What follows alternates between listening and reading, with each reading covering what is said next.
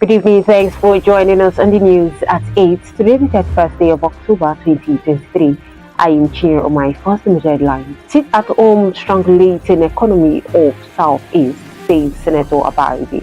INEC to get 18 billion naira for conduct of Imo, Bayelsa and Kogi poll. PDP national women leader is there. We take commercials, back to details and many more. Stay connected.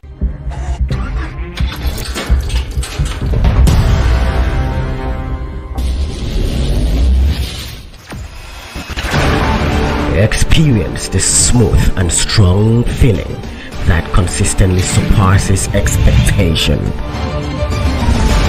Leading the way in high-performance lubricants, Master Supermoto Oil is as durable as titanium.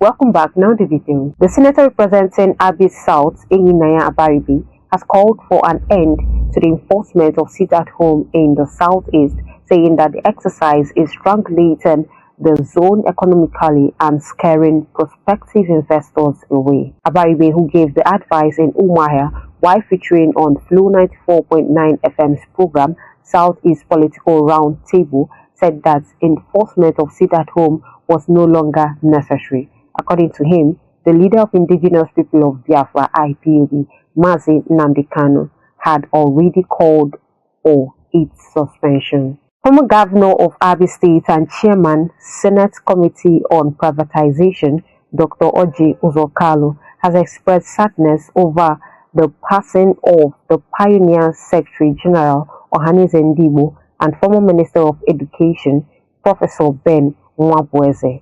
Extolling the virtues of the late elder statesman, Kalu acknowledged the remarkable contributions of the late legal luminary to the social, economic and political development of Nigeria. The former governor stressed that the late former minister lived a purposeful life dedicated to the service of humanity. The CEO, Oladaiko Exquisites and Logistics, Mrs. Onyekachi Atuloma Loveday, has called on Abia State government to liaise with the federal government and foreign investors in the country to ensure the development of the Ibom waterfall located in Arochukwu local government area of the state. Popularly known as Mama Tourism, Mrs. Loveday made the call on Friday during a tourism tour to Arochukwu in Arochukwu local government area with her team. The Imo State Election Petitions Tribunal has declared the venue of the People's Democratic Party (PDP) House of Representatives primaries as valid and a pre-election issue, thereby affirming the election of Honorable Ugonna Ozuribu as the duly elected representative for Nwangele Nkwere Isu Njaba Federal Constituency.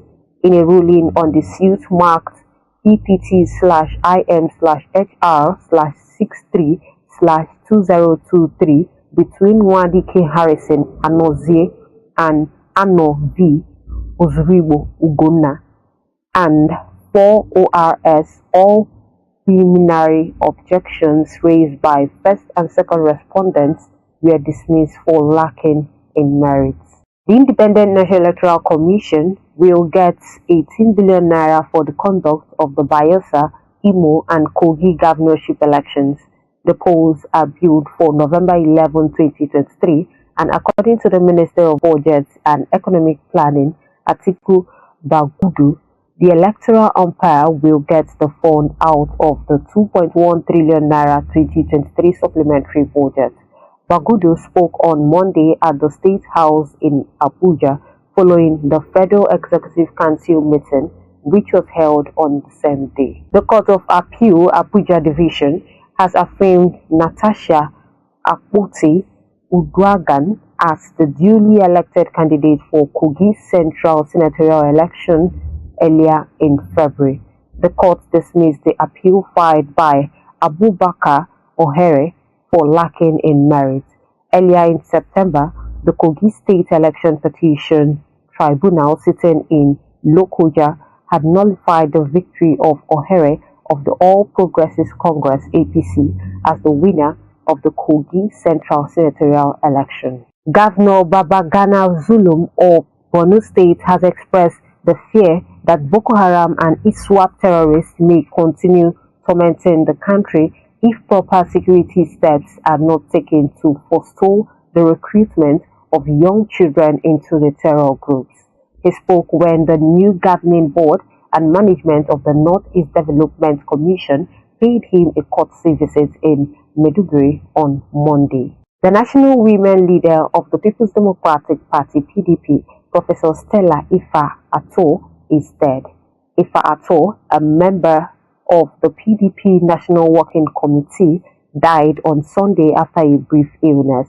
PDP spokesman Debu Ologunagba, in a statement, said the party lost one of its best and brightest. On foreign scene, Israel's Prime Minister Benjamin Netanyahu on Monday said that a ceasefire in the Gaza war will not happen, as it would be to surrender to Hamas.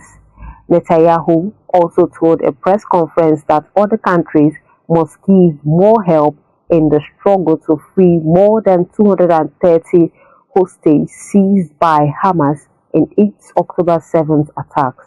He said the international community must demand the captives be freed immediately, unconditionally. While on sports, former Nigerian international Tijani Babangida says he's optimistic the Super Eagles will make a good impact at the forthcoming 2023 Africa Cup of Nations.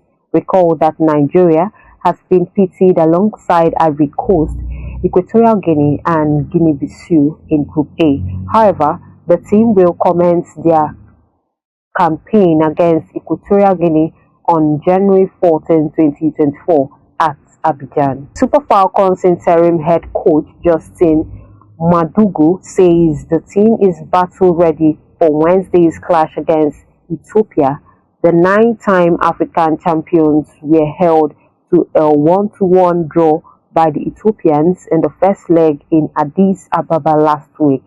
Both teams will clash again in the reverse fixture at the Moshood Abiola Stadium, Abuja.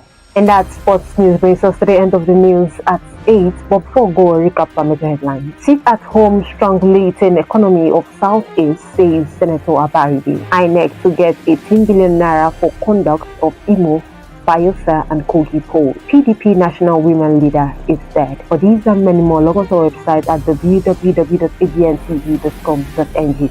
You can also follow the name of our social media platforms. Have a nice night, guys. I am here on my